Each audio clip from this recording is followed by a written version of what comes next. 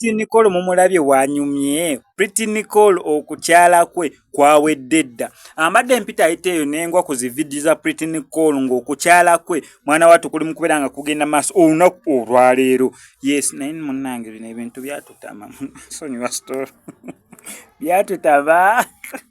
Marketing ono munnange bwe bibeera byakatandika omuntu osobola bitwala serious biki naye kati twabigwamu dda. Nanti ate no badira ate ba events organizers aba service provider abana abakutukose ebistika ne bajja wa Gomez namwambaza awo waddiko namugira obifaananyi kati ncha mugenda laba ebifaananyi ng'onabo ebifaananyi ozobi editing beekwata ne beekulamu omulimu ba service provider nga bataano ne bafunayo celebrity omu ne bamuwa sente ne bamugamba ntukole engeri y'akalango okugenda beera nga akyala agenda beera kati oyo Pretty Nicole gwe batuledde olwaleero bangi bazze babikola.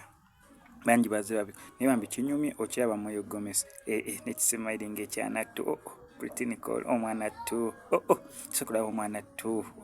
nagira kati efanya bigenda full mencha kukyala ki kwotalabyeko musajja kukyala ki ng'enduulu eziri mu background z'abantu babiri basatu kukyala ki emmere tewali tenti tewali kukyala ki kwegambanga ne bamaama bataata kwegamba tewali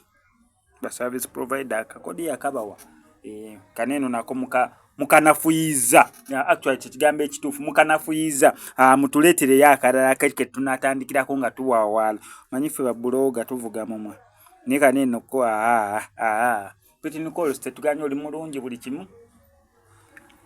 ne bagenzo kakutuuzaamu obuzibu nga twakabuuka dda